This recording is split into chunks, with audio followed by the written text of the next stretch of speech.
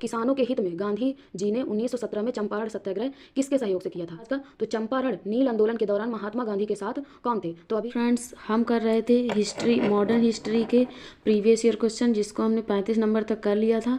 इसके बाद हम आज 36 नंबर से करेंगे। तो चलिए स्टार्ट करते हैं। इनमें से कौन न्यू इंडिया समाचार पत्र से संबंधित थे या थी? तो इसमें महात्मा गांधी दिया, एनी बेसेंट दिया, सुरेंद्र नाथ बनर्जी दिया है, उपरोक्त में से एक से अधिक, उपरोक्त में से कोई नहीं। तो इसका आंसर हो जाएगा बी नंबर, एनी बेसेंट। इसकी डिटेल देख लेते हैं। न्यू इंडिया समाचार पत्र एनी बेसेंट द्वारा प्रकाशित दैनिक समाचार पत्र था, जिसकी स्थापना होम रूल लीग एवं भारतीय स्वतंत्रता संग्राम से संबंधित समाचार फैलाने तथा संबंधित मुद्दों को उजागर करने के लिए किया गया था। ध्यातव्य है कि कामनीवाल पत्रिका का संपादन तथा वर्ष 1916 में मद्रास में all India home rule league की स्थापना एनी बेसेंट द्वारा ही की गई थी। तो 1916 में मद्रास में all India home rule league की स्थापना किसके द्वारा की गई थी? तो एनी बेसेंट के द्वारा की गई थी। तो इसका आंसर हो जाएगा बी नंबर, न्यू इंडिया इनकी समाचार पत्र है। इसके बाद हम देखेंगे 37 नंबर। 37 नंबर पुस्तक the beautiful tree indigenous Indian education in the 18th century किसने लिखी थी? तो ये लिखी थी धर्मपाल ने। ए नंबर इसका आंसर हो जाएगा। तो the beautiful tree indigenous Indian education in the 18th century पुस्तक को धर्मपाल ने लिखा था, और लिखा है। धर्मपाल भारत के एक महान गांधीवादी विचारक, इतिहासकार और राजनीतिक दार्शनिक थे। धर्मपाल का जन्म वर्ष 1922 में उत्तर प्रदेश के मुजफ्फरनगर जिले में कांधला में हुआ था। कहाँ हुआ था? कांधला में, यूपी में, मुजफ्फरनगर जिले में 1922 में इनका जन्म हुआ था।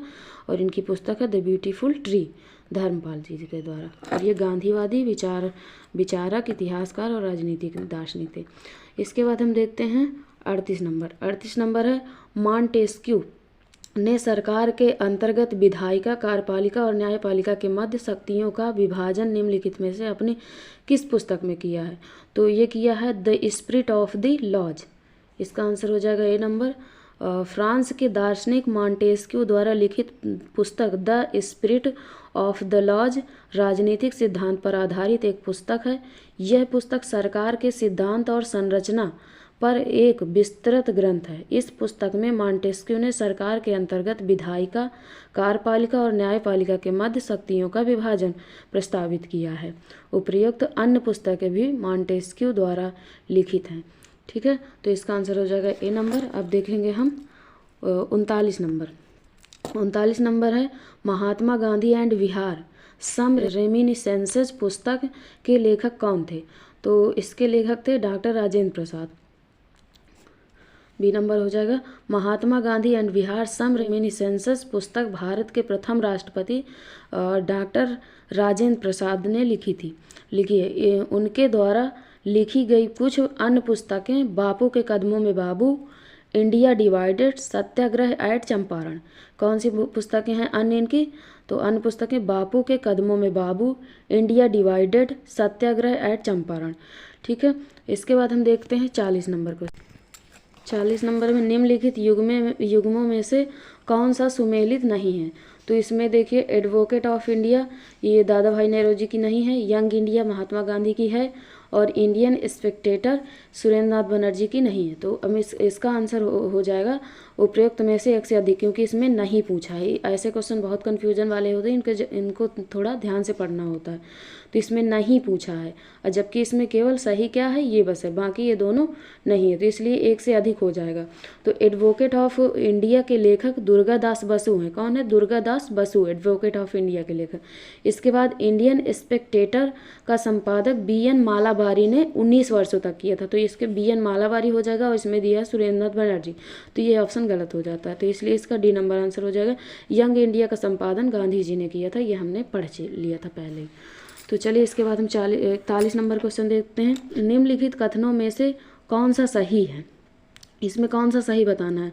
तो अ बंच ऑफ ओल्ड लेटर्स का लेखन डॉक्टर राजेंद्र प्रसाद के द्वारा नहीं किया गया था। व्यक्तिगत सत्याग्रह में ब्रह्मदत्त दूसरे सत्याग्रही थे, ये भी गलत है। सुभाष चंद्र बोस ने द इंडियन स्ट्रगल का लेखन किया था, ये सही हो जाएगा आपका।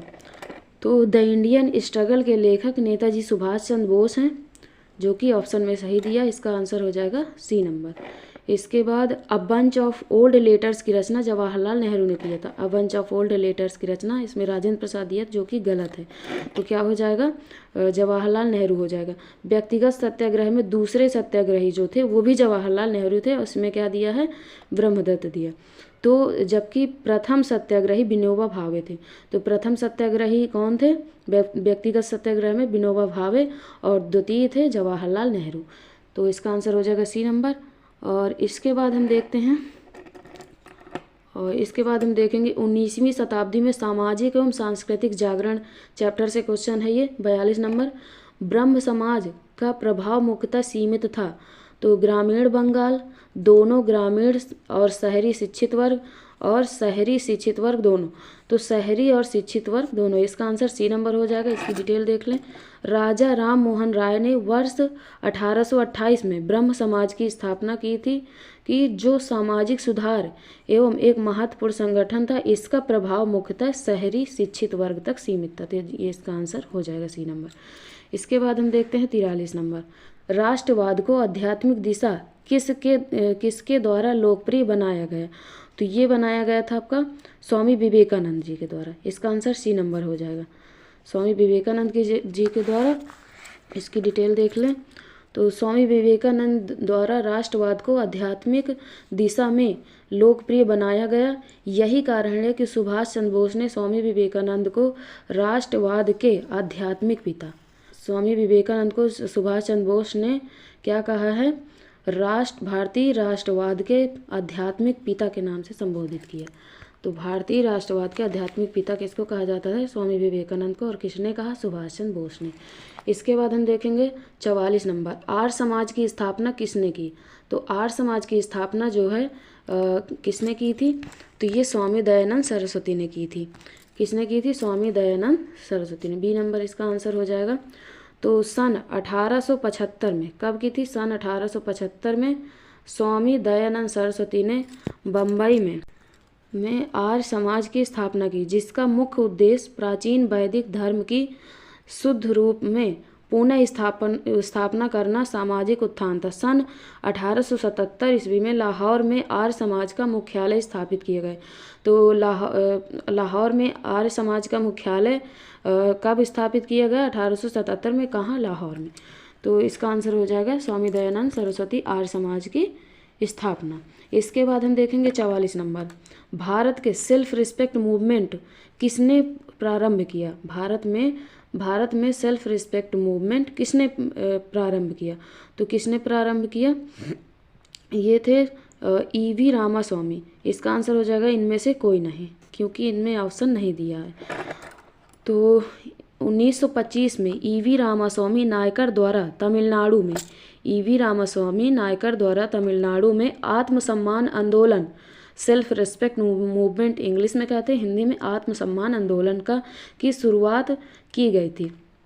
इस आंदोलन का उद्देश्य ब्राह्मणवादी आधिपत्य को तोड़ने, समाज में पिछड़े वर्ग एवं महिलाओं के समान अधिकार के लिए आवाज़ उठाना था। सन 1873 में ज्योतिबा राव फूले ने सत्यशोधक समाज की स्थापना की। तो ज्योतिबा फूले ने सत्यशोधक समाज की स्थापना की, कब, 1873 में।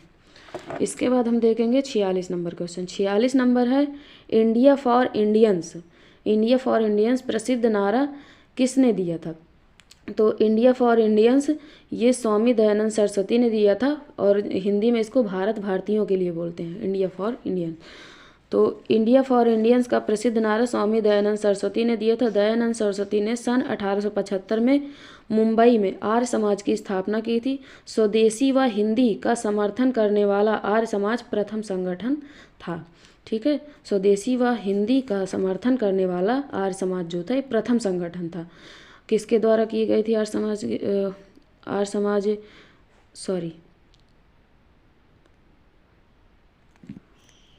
किस स्थान पर। इसके बाद हम करेंगे 47 नंबर। 47 नंबर में निम्नलिखित में से कौन सा कथन सही है। इसमें सही है बताना है, इसको ध्यान से पढ़िएगा। सही है इसमें पूछ रहा है। तो राजा राम मोहन राय नवीन शिक्षा के अग्रणी थे, जी बिल्कुल थे ये। स्वामी दयानंद ने भारत भारतीयों के लिए नारा दिया था। बिल्कुल दिया था, अभी ही हमने पढ़ा है। इसके बाद विवेकानंद ने विश्व धर्म संसद में भाग लिया था, बिल्कुल लिया था। तो इसका आंसर हो जाएगा 1 से अधिक। ठीक है, तो राजा राम मोहन राय को भारत में नव जागरण का अग्रदूत माना जाता है। इसके बाद वे नवीन शिक्षा के अग्रदूत रहे हैं।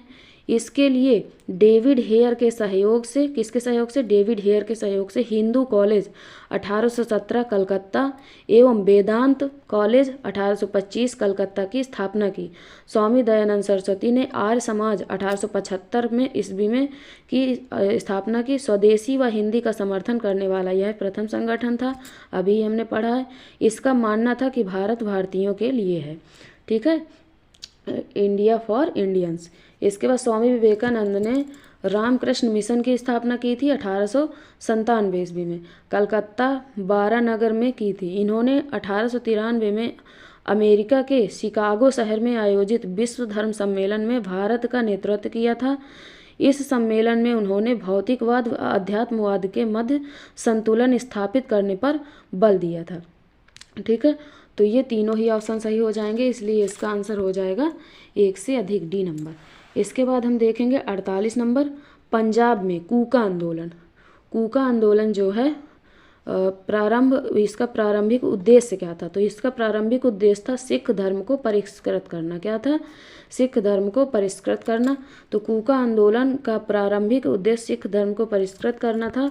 कूका आंदोलन पंजाब में एक धार्मिक राजनीतिक आंदोलन था। कौन सा आंदोलन था ये? धार्मिक राजनीतिक आंदोलन। कूका मुख्य रूप से सिख धर्म का हिस्सा नहीं थे। लोगों को एकजुट करने के लिए सतगुरु राम सिंह जी ने 12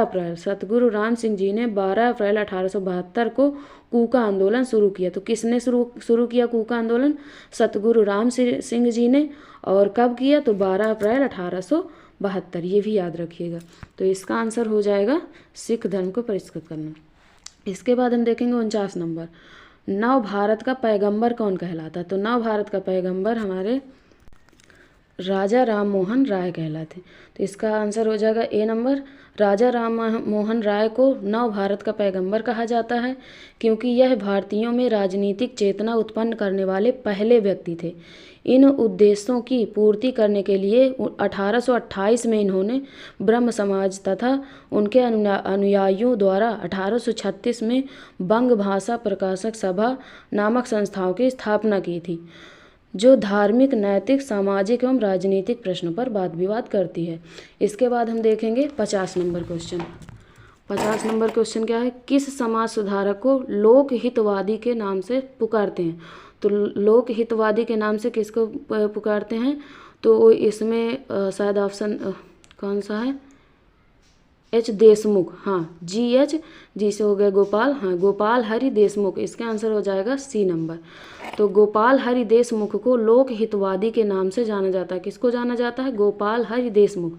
गोपाल हरि देशमुख महाराष्ट्र के एक समाज सुधारक और तर्कवादी थे।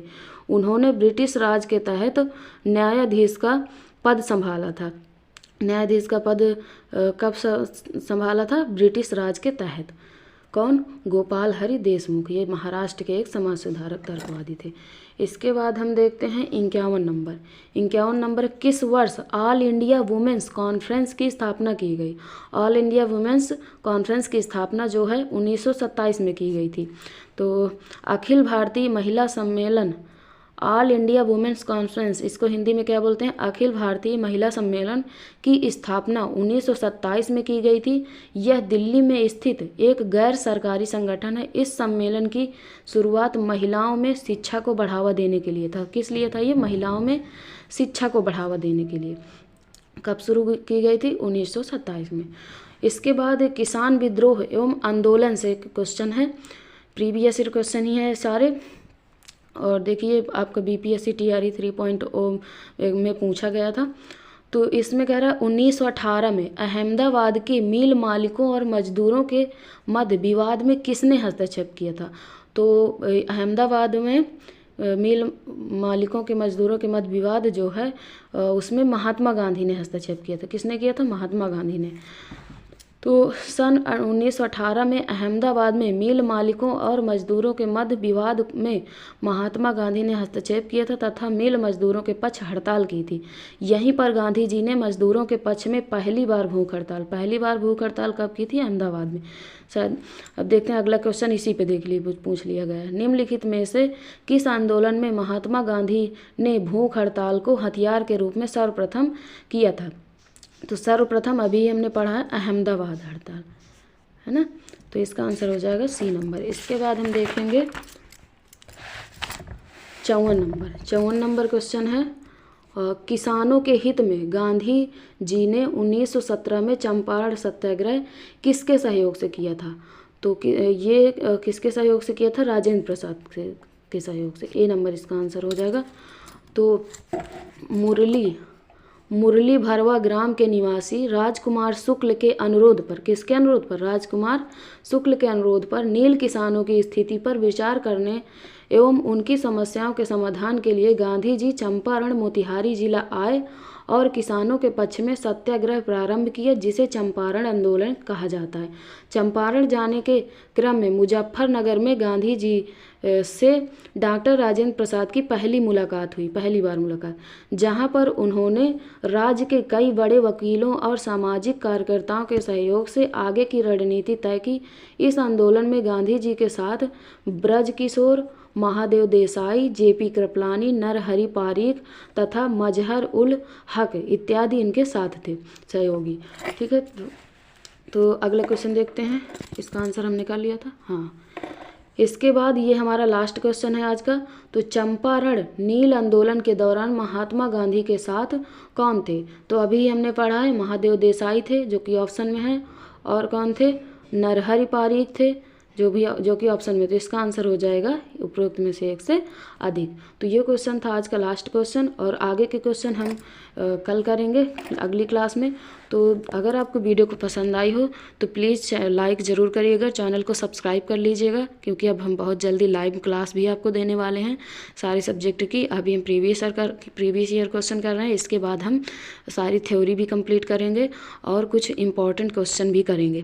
तो इसलिए चैनल को सब्सक्राइब कर लीजिएगा और लाइक ज़रूर कर दिया करिए अगर आपको अच्छी लगे वीडियो, और कमेंट करके ज़रूर बताइएगा कि क्वेश्चन आपको कैसे लगे और आगे आपको कितने क्वेश्चन कराए जाएं। Okay, thank you.